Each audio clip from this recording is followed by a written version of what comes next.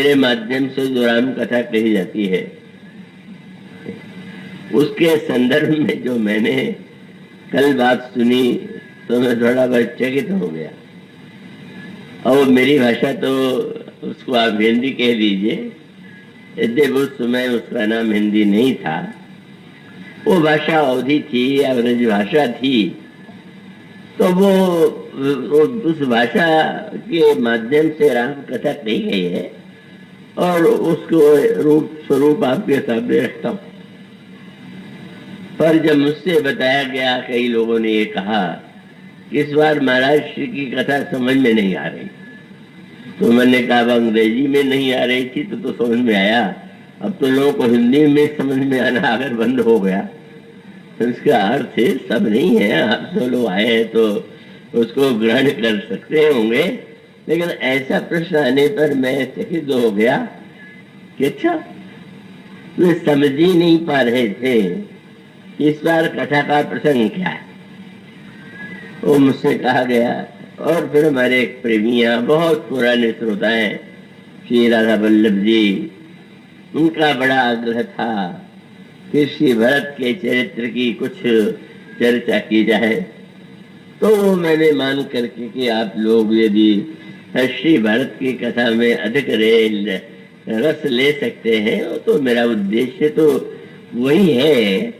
और आज से मैं आपके सामने श्री भरत चरित्र के एक अंश की व्याख्या करूंगा। एक अंश तो आप बेटी मंदाकिनी से श्रवण कर रहे हैं, कई मंत्र आदि के। यहाँ पर जो गोस्वामी जी की पंक्ति है वो बड़ी मधुर और बड़ी ही सांकेतिक। निश्चय हो गया कि श्री राम भद्र बन जाएंगे। श्री भरत के प्रेम की परीक्षा यही थी, जब व्यक्ति अपनी बात पर अड़ जाता है तो ऐसा लगता है कि ये व्यक्ति बड़ा सत्यवादी है और अपनी बात पर वो दृढ़ रहता है, पर यह धारणा सही नहीं। आप बात पर दृढ़ रहते हैं तो प्रश्न है कि वो दृढ़ता आपकी क्या है, वो हठ है कि पन। ये रामायण के शब्द तो बड़े गहराई से समझने योग्य हैं। महाराज जनक ने एक प्रतिज्ञा की कि जो धनुष तोड़ेगा उसे मैं, मेरी कन्या, उसका जयमाल के द्वारा वर्ण करेगी। और महाराज श्री के इस प्रतिज्ञा का समाचार सारे विश्व में पहुंचा और देश देश के राजा वहां एकत्र हुए। उस एकत्र राजाओं के संदर्भ में एक दृश्य सामने आया।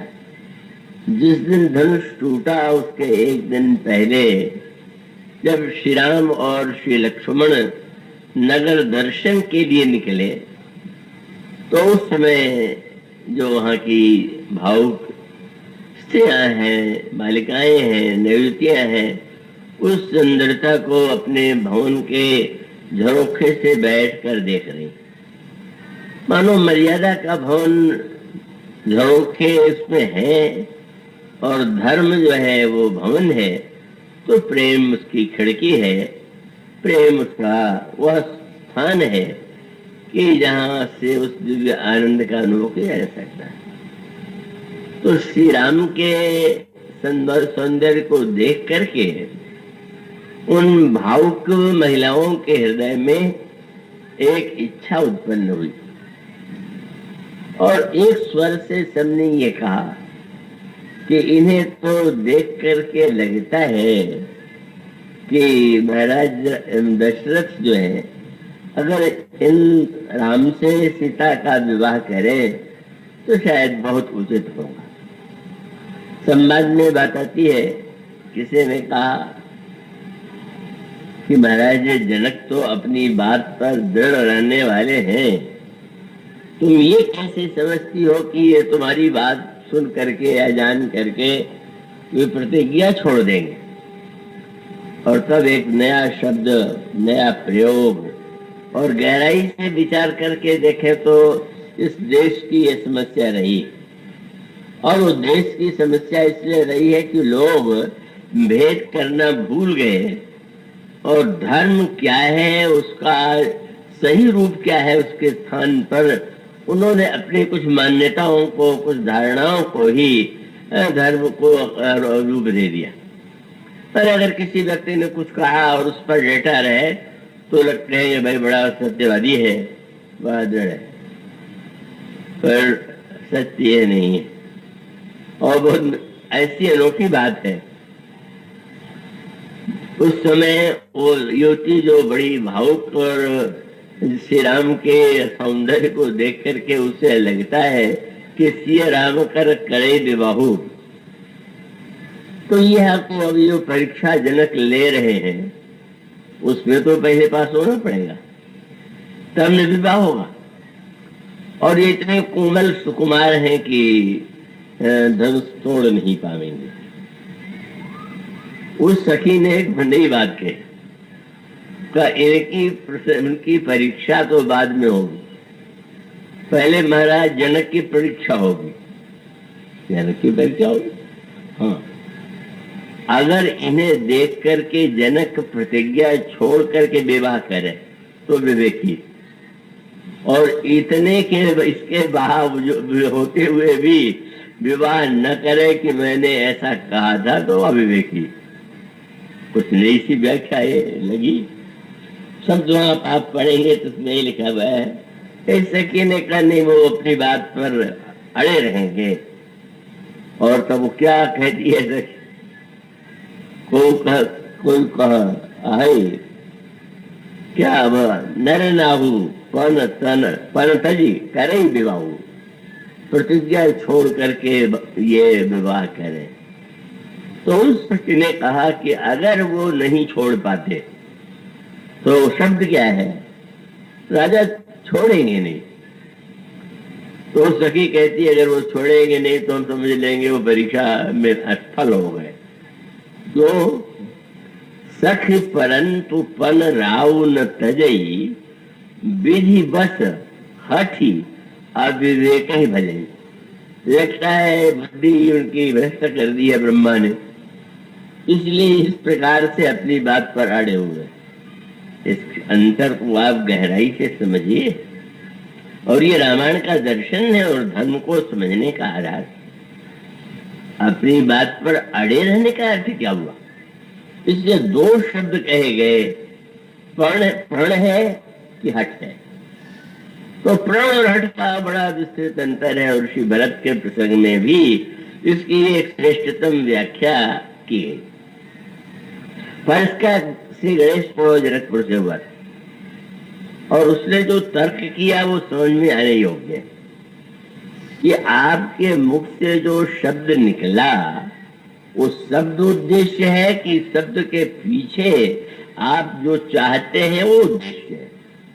इसका बहुत अंतर लोग नहीं सोच पाते। मैं कहा करता हूँ कि डॉक्टर बड़े सत्यवादी के रूप में प्रसिद्ध थे।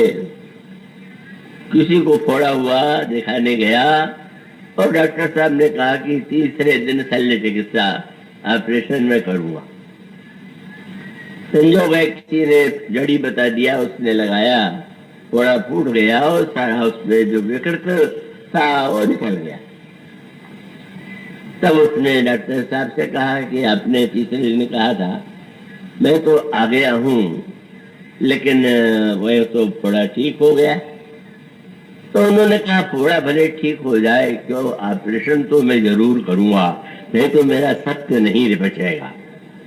ऐसा सत्यवादी डॉक्टर अगर आपको मिल जाए तो आपको कैसा लगेगा कि ये उन्होंने कह दिया कि करेंगे तो करेंगे, आपको कुछ नहीं तो भी काटेंगे। सत्य का अर्थ हठ नहीं है, सत्य का अर्थ दुराग्रह नहीं है। सत्य का महत्व इसलिए है कि उसके पीछे जो एक कहने वाले की भावना है, उद्देश्य है। आप भगवान राम के चरित्र में सर्वदा यह बात पाएंगे कि उनकी वाणी में सत्य जो है वो हठ नहीं। इसलिए उन्होंने बाली पर बाण प्रहार करते हुए कहा था कि बस मैं एक ही सुर सुग्रीव में मारी हूं, बाली एक ही वाणी। लेकिन बाली का अभिमान नष्ट हो गया और तब भगवान राम ने बाली के सिर पर हाथ रख करके कहा, अचल खाऊं तो न रखाओ प्राण, तुम जीवित रहो, मैं नहीं चाहता हूं कि तुम्हारी मृत्यु हो। कितना अंतर है। जिन्होंने एक बाण से मारने की प्रतिज्ञा किया था वे कहते हैं कि नहीं, इसकी आवश्यकता नहीं, क्योंकि श्री राम और रामायण का दर्शन ये है कि अगर आप सत्य को हठ का पर्यायवाची बना लेंगे तो आपका सत्य अभिमान है, वो सत्य नहीं। इस बात को जब तक लोग नहीं समझेंगे, और इस देश का ये भाग्य रहा है कि यहाँ बात पर अड़ने वाले व्यक्ति जो है बहुत पाए गए सारे इतिहास में।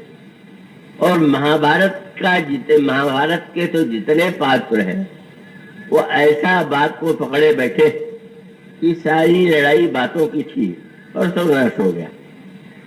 तो जो सब सत्यवादी थे, भीष्म सत्यवादी थे, इसलिए विवाह नहीं करेंगे। तब उन्होंने काशीराज की कन्या का अपहरण किया है।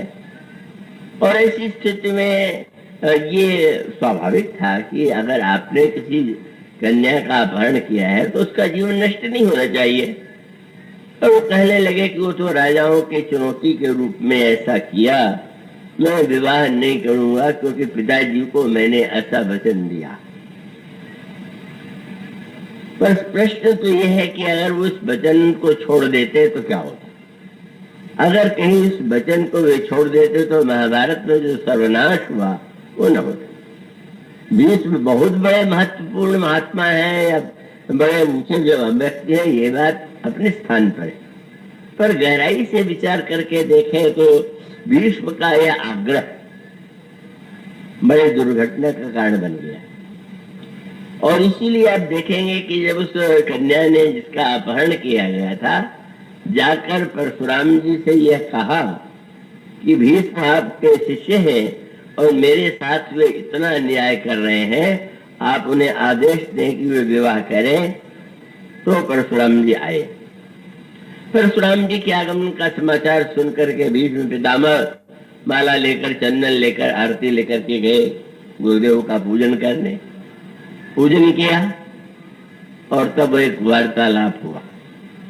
और वो वार्तालाप यह था कि तुमने इस कन्या का हरण करके जो भूल की है उसका प्रायश्चित यही है कि तुम इससे विवाह करो। भीष्म ने कहा कि यह संभव नहीं है क्योंकि मैंने पिताजी को यह वचन दिया। उन्होंने कहा तुमने दिया है तो तुम्हें क्या आवश्यकता थी उस स्वयंवर सभा में जाने की? तुम्हें क्या आवश्यकता थी कि तुम हरण करो? किसने तुझसे कहा? और अगर पिता की इतनी आज्ञा का महत्व है तो मैं गुरु के रूप में तुम्हें आदेश दे रहा हूं कि तुम विवाह करो। पर वीर तो आड़े रह गए, ना ना, आप कुछ भी क्यों न कहें, मैं नहीं करूंगा। और तब परशुराम जी को थोड़ा क्रोध आया। उन्होंने कहा कि लगता है कि तुम्हें मेरा पुराना इतिहास भूल गया, मैं कितना कठोर क्रोधी हूं और दंड देना में वे कितना निर्दय हूं। सारे इतिहास को पढ़ लो कि मैंने क्षत्रिय जाति को इतनी बार पृथ्वी से समाप्त कर दिया। यह वाक्य सुनकर के भीष्म ने, तो यही श्री राम और भीष्म का अंतर है। परशुराम जी श्री राम से भी कहते हैं तुम अगर बहुत बड़े योद्धा हो तो या तो तुम मुझसे लड़ो, और नहीं लड़ते हो तो ये जो तुमने राम नाम रख लिया, तुमने रखा या तुम्हारे गुरु ने रखा, इस नाम को हटा दो। और बात गुरु वशिष्ठ ने नाम रखा था। पर भीष्म और भगवान राम के उत्तर में आप अंतर पाएंगे। भीष्म ने यही कहा कि हाँ, आपका इतिहास में पढ़ा, मैंने सुना है, जानता भी हूँ, लेकिन क्या बात है भीष्म में ऐसा कोई क्षत्रिय मिला होता तब ना आपको पता चलता, तभी आप इसके लिए भाग रहे हैं। और फिर बड़ी गुरु शिष्य में लड़ाई हुई, महाभारत में वर्णन आता है। किसी तरह से दोनों का युद्ध शांत किया गया और उसके बाद उस कन्या ने तपस्या किया तपस्या करके वो शिखंडी बनी और वही अंत में भीष्म की मृत्यु का कारण बनी। अड़े रहना यह गुण नहीं है, आवश्यकता होने पर आप विचलित न हो तो भी गुण है, और आवश्यकता होने पर उसका परित्याग करें तो ये अधिक विवेक युक्त है। इसलिए वो केवल भीष्म पितामह की बात जाने दीजिए। अब महाराज आज द्वापर युग में राम राज्य क्यों नहीं बन पाया, कई लोग पूछते हैं। मैंने कहा भरत वहां पर थे ही नहीं, लक्ष्मण थे नहीं, हनुमान जी नहीं थे। जो महापुरुष से हुआ ऐसी ऐसी व्याख्या उनकी थी कि वो राम राज्य क्या बनाते, कृष्ण राज्य क्या बनाते। क्या कर्ण और युधिष्ठिर आमने सामने। अब कर्ण महायोद्धा, युधिष्ठिर तो उसके सामने टिक नहीं पा रहे थे, और टिक नहीं पा रहे थे तो घायल होकर के सारथी रथ लेकर के भागा और महाराज युधिष्ठिर को शिविर में स्थापित कर दिया।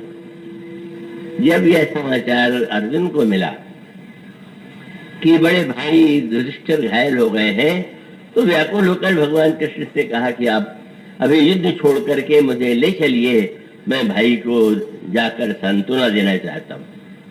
भगवान कृष्ण ने आदेश मान लिया, रथ लेकर के आए, और आने के बाद जब युधिष्ठिर ने भीतर प्रवेश किया, जो अर्जुन ने, बड़े प्रसन्न हो युधिष्ठिर।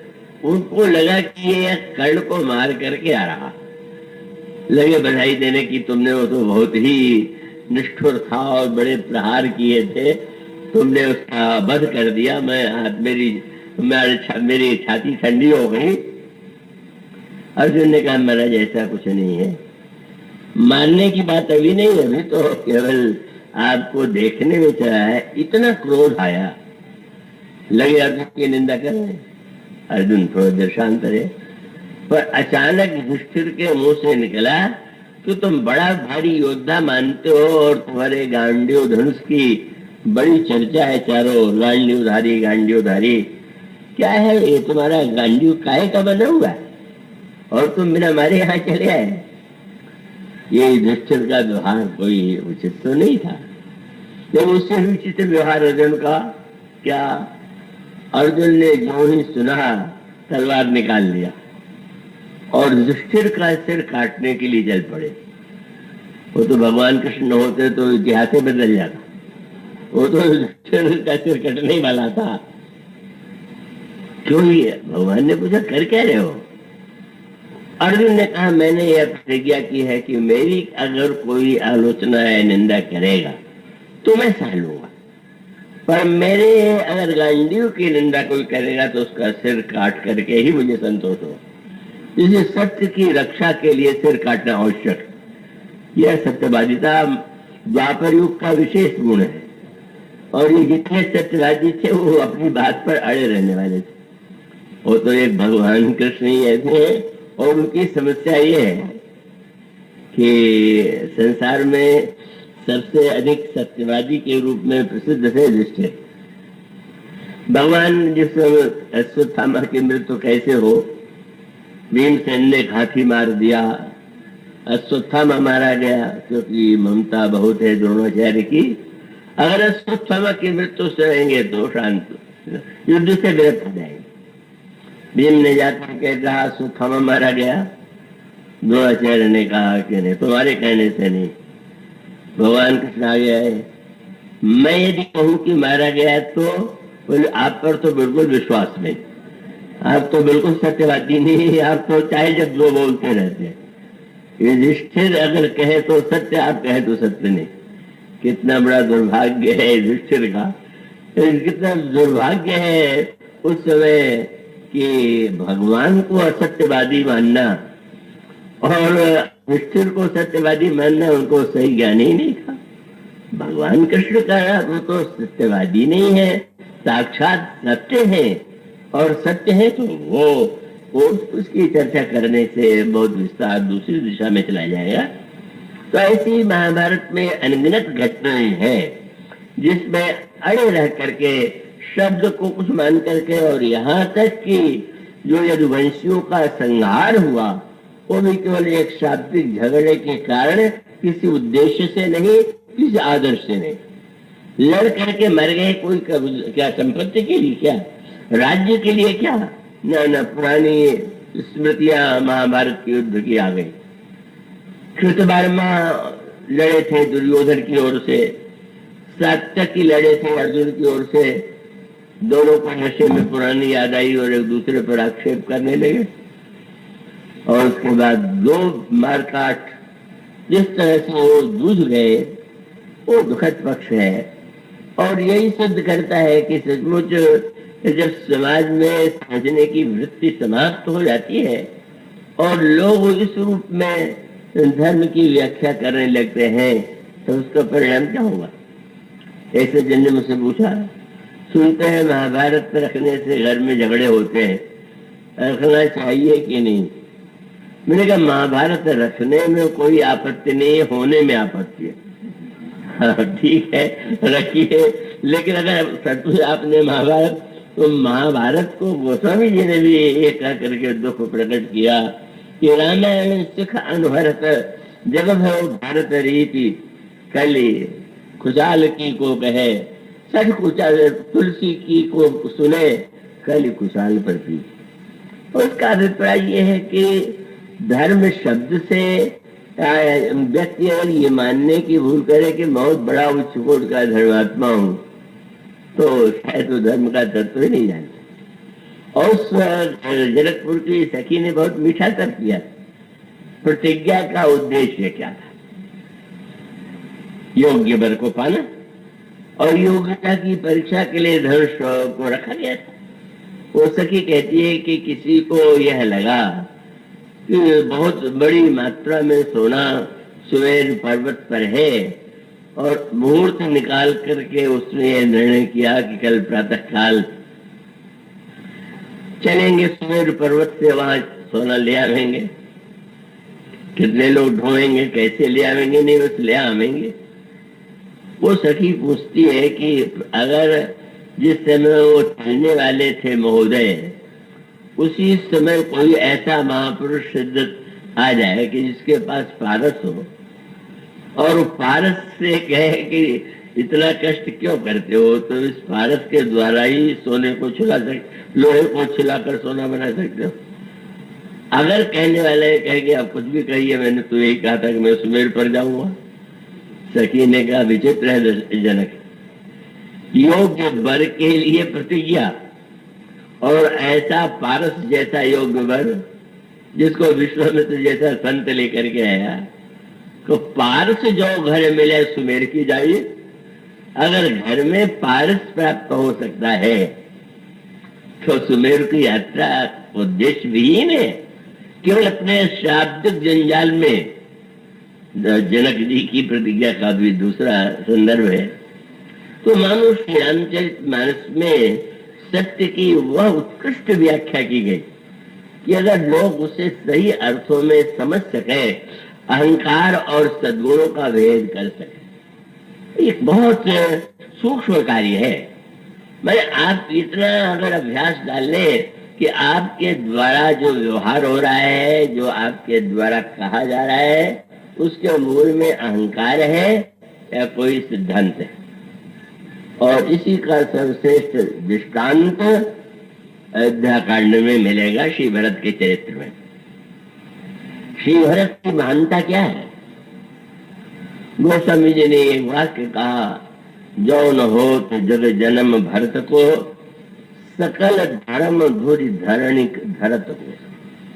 अगर भरत का जन्म न हुआ होता तो समस्त धर्मों को कौन धारण करता? संस्कृत में धर्म शब्द का अर्थ है धारणा, धर्म मृत्याहु। धारण करने की जो क्षमता है वही धर्म, जो धारण कर रहा है वो धर्म। तो प्रश्न तो यह है कि व्यक्ति के द्वारा धर्म का निर्णय कैसे करेगा? तब महाभारत का श्लोक जिसमें उत्तर जो दिया गया कि भाई क्या करें। अगर वेदों को प्रमाण माने तो 4, पुराणों को प्रमाण माने तो 18, स्मृतियों को प्रमाण माने तो वो उनकी संख्या भी 18, उपनिषदों को प्रमाण माने तो 10। किसकी बात मानना ठीक रहेगा? और तब उसने जो महाभारत का वाक्य है बहुत सुंदर है। महाभारत के विषय मैंने जो कहा उसको आप लोग महाभारत की निंदा न समझ लीजिएगा। उसका अभिप्राय ये कि वो चिंतन समाज में जब व्याप्त हो जाता है तो अच्छे से अच्छा व्यक्ति भी उसका ग्रास हो जाता है। निहितम गुहायाम, धर्म का तत्व केवल ग्रंथों के द्वारा नहीं जाना जाता। धर्म का जो तत्व है वो केवल शब्दों का विषय नहीं।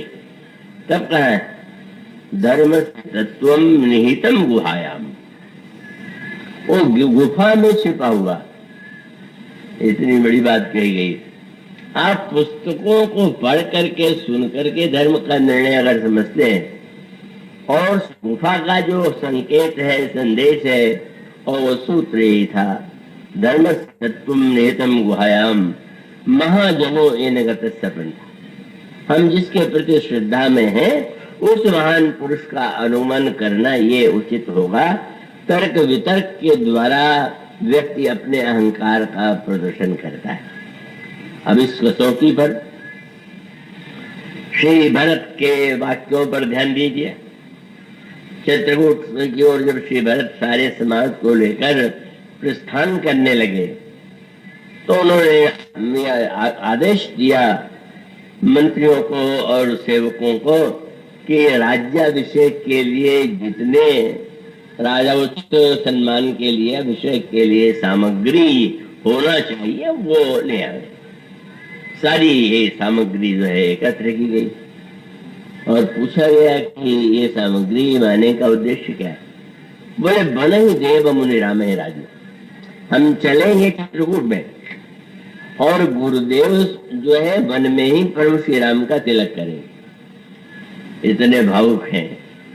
उन्होंने कहा क्या हम ऐसी धृष्टता करेंगे क्या कि चल करके कहेंगे सिंहासन के लिए अयोध्या चलिए। सिंहासन के लिए वो व्यग्र होते हैं जिनको छोटे हैं और सिंहासन बड़े से बड़े हो जाते हैं। भगवान श्री राम को तो उसका कोई आकर्षण ही नहीं। ऐसी स्थिति में श्री राम सिंहासन के पास आए ये भावना के विरुद्ध है। सिंहासन ही श्री राम के पास चले और प्रार्थना करे कि आप हमें दंड बनाइए। इस भावना से लेकर के गए, घोषणा कर दिया बन ही देव मुनि राम ही राजू। गुरु वशिष्ठ वन में श्री राम को राज्य देंगे। लेकिन जो चित्रकूट का प्रसंग है और जिसकी चर्चा आपके सामने अगले दिनों में की जाएगी, उसकी विशेषता क्या है कि श्री भरत यह कह करके आए पर वन में तो श्री राम का अभिषेक नहीं हुआ। जो राज्य की राज्याभिषेक की सामग्री थी वह भी उन्होंने प्रभु से प्रश्न किया कि आपके राज्याभिषेक के लिए जो जल और सामग्री आई है उनका क्या करें। और प्रभु ने कहा कि महर्षि अत्र ही यहाँ महानतम महापुरुष है, तुम वहां जाकर के वे जहां जल स्थापित करने के लिए कहे वहां करो। और तब वो भरत कूप का निर्माण हुआ। आप में से जो चित्रकूट गए होंगे उन्होंने देखा होगा एक विशेष कूप है, उसका नाम है भरत कूप। और उसी कूप में वो तीर्थ जल स्थापित किया गया। और कितनी विलक्षण बात है, यह जो श्री भरत ने प्रतिज्ञा करके आए कि वन में प्रभु का राज्याभिषेक गुरुदेव करेंगे।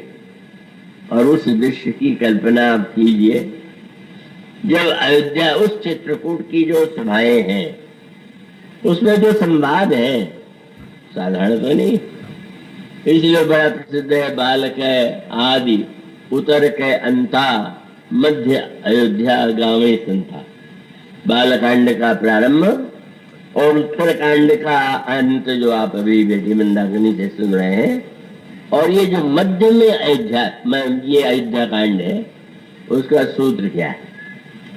उस समय उस देश में विशिष्ट महापुरुष जितने थे वहां एकत्र हुए। वशिष्ठ आए, विश्वामित्र आए और अन्य ऋषि मुनि और राजर्षि जनक भी वहां आए। अब वहां पर जो अद्भुत धर्म का स्वरूप रामायण में आया, जो समाज के लिए और सत्य सत्य और धर्म को समझने के लिए सबसे उपयोगी क्या निर्णय की स्थिति क्या है, क्या होगा ये चिंता सबके मन में बनी हुई। और एक और है देवता जो बार बार इस बात को लेकर के चिंतित हैं कि भरत तो इतने बड़े प्रेमी हैं और आज तक उन्होंने श्री राम से कुछ नहीं मांगा। अगर कहीं उन्होंने ये कहा कि लौट चलिए तो फिर वो नहीं कर सकेंगे क्या? वो जितने महान है उतने संकोची है। राम सकोची प्रेम बस और भरत सुप्रेम पयोध बनी बात बिगड़न चाहत। देवता दुख मना रहे कहीं बिगाड़ न दे। इतनी योजना बनाई, इतने षड्यंत्र, इतने सब करके वन में भेजा कि वन में जाएंगे, रावण का वध करेंगे, भरत लौटा देंगे तो क्या होगा वहां तो उनकी दशा। पर एक ऐसी स्थिति आ गई और वही महापुरुषों का संवाद था। वह संवाद ये था कि अंतो गत्वा किया क्या जाए, क्या करना उपयुक्त है। तो बार बार वो बात सोची गई, कोई निर्णय देने के लिए प्रस्तुत नहीं। और अंत में ये मुनि तो आए हुए ही थे, उन्होंने तो यही कहा कि इस विषय में हम लोग केवल आए हैं दर्शन और मिलने के लिए, हम कोई हस्तक्षेप नहीं करेंगे। जनक भी आए हुए हैं, राजर्षि जनक, ब्रह्मर्षि विश्वामित्र, ब्रह्मर्षि स्वयं वशिष्ठ जी सब एकत्र हैं। पर बड़ी मीठी मीठी बातें आती हैं। तो भरत जी का चरित्र तो बहुत ही मीठा और उतना गहरा है। अब वो अलग अलग प्रकार के मत सामने थे। कौशल्या जी को लगा कि प्रस्ताव रखा गया श्री राम के सामने। वशिष्ठ जी ने कहा और अन्य ने भी अनुमोदन किया कि 3 विकल्प हैं। एक विकल्प तो यह है कि श्री राम बन चले जाए, तो उसमें भरत की भावना का तिरस्कार होता है। और दूसरा है कि अगर श्री राम सिंहासन पर बैठ जाए तो धर्म का अपमान माना जाएगा। और कहीं श्री राम ने यह निर्णय किया, भरत जी ने अनुरोध किया था कि तीनों और सारे भाई वन चले जाएं और मैं आपकी सेवा में वन में निवास करूं। जिस समय गुरु वशिष्ठ ने ये विकल्प रखा, श्री भरत कैसे हैं इसका स्वरूप सामने आया। भरत जी ने इन तीनों के प्रस्तावों में जब ये आया कि श्री राम लौट जाए अयोध्या और तुम वन में चले जाओ, तो आशा थी कि भरत को ऐसा लगेगा कि क्या हुआ, चाहे वो वन में जाए, मैं जो दूरी तो जो की तो रह गई।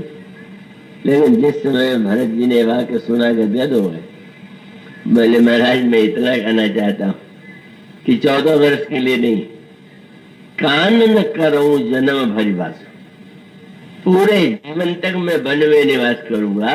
हमारे श्री राम भद्र अगर अयोध्या पधार करके सिंहासनासीन, वह दिव्य भक्त। और एक ऐसा अवसर आया कि उसकी चर्चा विस्तार से इस समय नहीं संभव है, अगले दिनों में संभव हुआ तो करेंगे। अंत में निर्णय कोई कर नहीं पा रहा, कोई निर्णायक नहीं बनना चाहता है। और अंत तो गत्वा गुरु वशिष्ठ ने ये कह दिया कि राम तुम भरत को जानते हो, भरत तुम्हें जानते हैं, तुम्हें जो उचित लगे वो निर्णय करो। श्री भरत बोलने के लिए खड़े हुए हैं।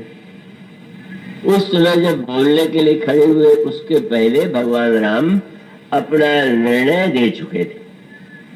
भगवान राम ने कहा, भरत मैंने बहुत गहराई से विचार करके देखा तो मुझे तो एक ही बात समझ में आती है, क्या कि तुम जो कुछ कहोगे वो मैं करूंगा।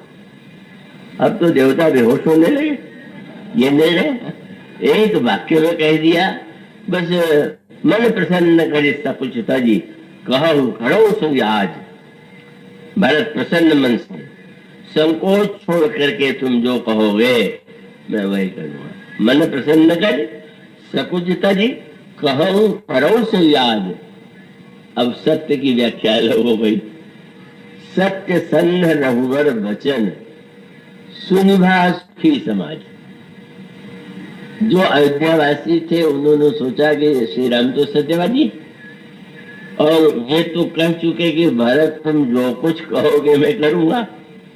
और भरत जी तो आए ही है श्री राम को लौटाने के लिए। तो निर्णय तो बहुत सरल है कि भरत जी कहेंगे पर वो लौट जाएंगे। पर जितनी सरलता से वो समझ पा रहे थे वो था नहीं।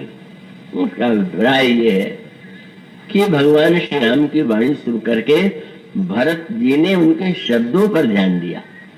क्या वो शब्द कितने सुंदर थे। तो हमने कहा भरत तुम जानते हो राज मेरे पिताजी इतने महान थे। गीतावली में तो है कि प्रभु श्री रामभद्र ने कहा कि अगर अपने शरीर के चमड़े को उतार करके मैं पिताजी के लिए जूते बनवा दूं तो भी मैं उनसे उड़ नहीं हो सकता। ये गीतावली में यही वाक्य वो जो निज तनु पान ही करामो हो ऋण पिता दशरथ के। ऐसे महान पिता उनके ऋण से तो कभी मुक्त नहीं हो सकते। पर मैंने तुलना करके देख लिया, मुझे ऐसा लगता है कि हमारे पिताजी महान थे लेकिन तहिते अधिक तुम्हारे सकोच। ऐसे महान पिता की अपेक्षा मैं तुम्हारे संकोच को अधिक महत्व देता हूँ। इसलिए तुम प्रसन्न मन से जो कहोगे मैं मान लूंगा। तो भरत जी के लिए तो खुला हुआ है कि मैंने तो कहा ही था कि राज्याभिषेक हो, आप राज्याभिषेक करा लीजिए, अयोध्या लौट जाइए। पर श्री भरत ने शब्द पर ध्यान दिया। प्रभु का शब्द कितना सुंदर था।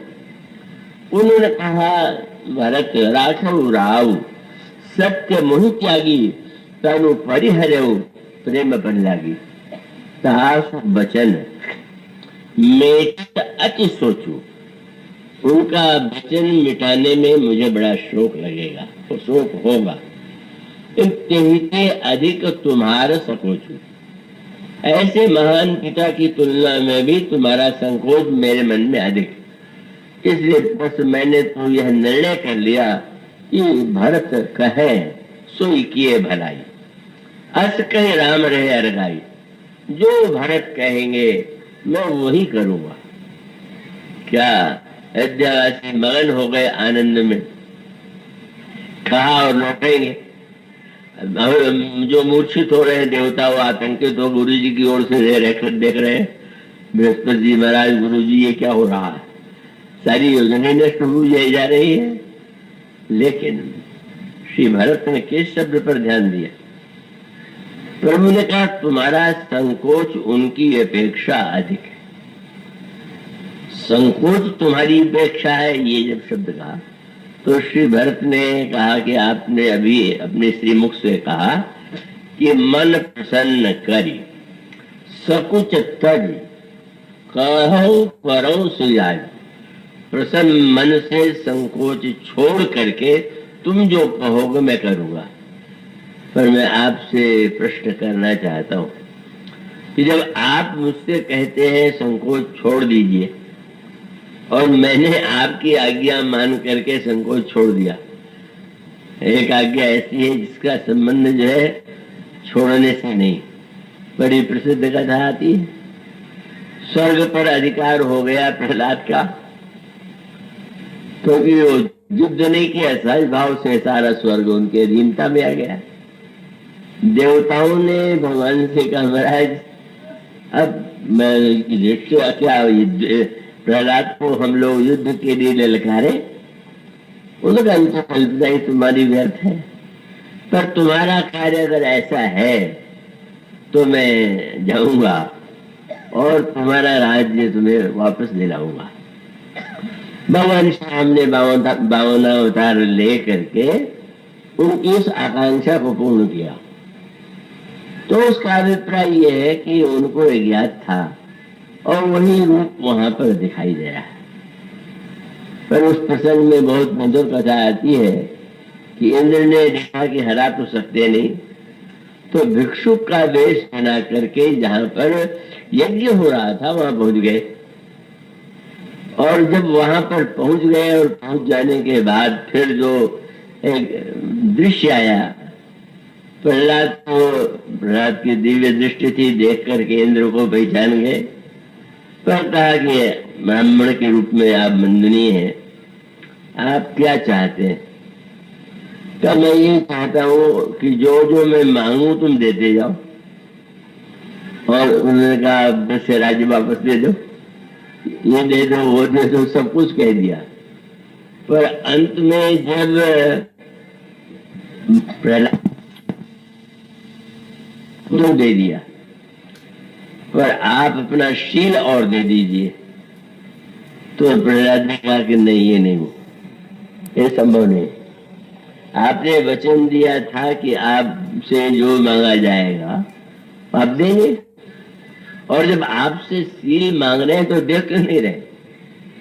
तो बहुत सुंदर उत्तर प्रहलाद जी ने दिया कि शील देने में मेरे लिए उचित नहीं, आपके लिए। क्यों?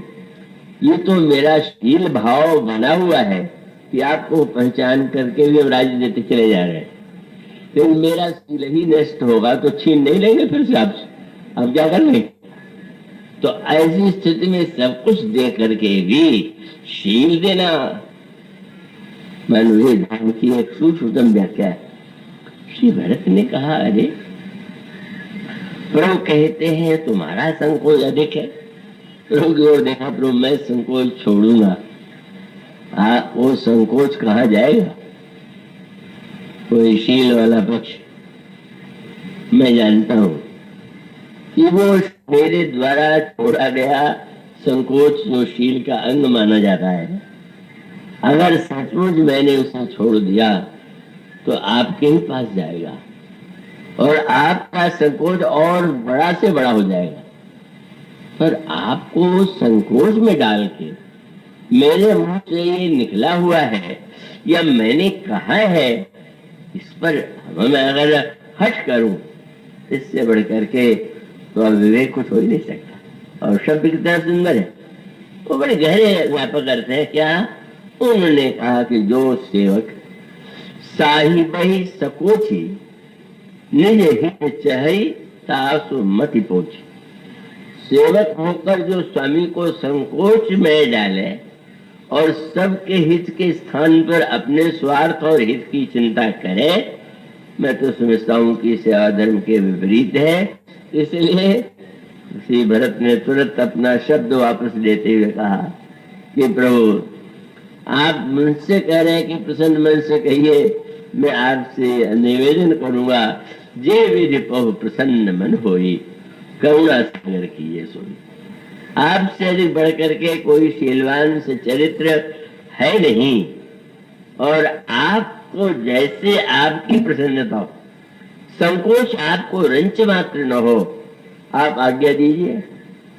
और उस आज्ञा भगवान श्री राम ने जिस समय यह अवसर पाया, और उसके पश्चात देवता कहाँ पर थे, पर जब भरत जी ने कहा कि प्रभु आप जो कहेंगे वो मैं करूंगा, आपको संकोच नहीं होना चाहिए, तो देवता बड़े प्रसन्न हुए कि हम डर रहे थे कि ये तो तुरंत लौटने के लिए कहेंगे तो कहीं नहीं रहे। अब क्या करें? जब दो व्यक्ति, दो पक्ष सामने हो, तो जो जीतता है उसके पक्ष में नारे लगाने की एक परंपरा है। जब मैं तो देखता हूँ, मेरा स्वभाव नहीं है, राम नाम का जयकारा कुछ कम ही लोग बोल पाते हैं, और जयकारा तो बोलते बोलते सुनाई देते ही है सड़कों पर, और सब जगह चीख रहे हैं, चिल्ला रहे हैं। तो शायद श्री राम जय राम, जय राम, जय जय राम कहने में उनको संकोच लग रहा होगा। अब देवताओं के सामने समस्या यही थी कि अब किसको माने विजेता और किसको माने पराजित। भरत जीत गए, श्री राम हार गए, कि श्री राम जीत गए, भरत हार गए। अगर श्री राम लौट जाए तो भरत की जीत, और श्री राम अगर यहाँ पर रह गए तो इसका अभिप्राय कि श्री राम की जीत। उन्होंने कहा कि बस नारा बदलना चाहिए। तो उन्होंने एक के पक्ष में नारा नहीं लगाया, एक नए नारे का उन्होंने निर्माण किया। क्या? उन्होंने कहा कि धन्य भारत, जय राम गोसाई, कहीं देव हर्षित भरियाई। धन्य है श्री भरत और जय हो श्री राम की। कहने का अभिप्राय क्या है कि देखने में तो लगता है कि विजय प्रभु की हो गई, प्रभु की मर्यादा बच गई, पर धन्य तो भरत है जिन्होंने जिताया। प्रभु ने लड़कपन में जिताया होगा, पर आज तो भरत ने उनको जिताया।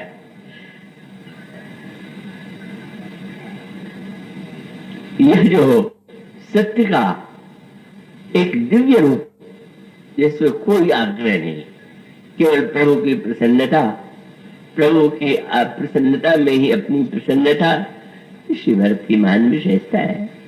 तो ऐसे दिव्य श्री भरत का जो चरित्र है, उसे भला 10-5 दिन में क्या कहूंगा।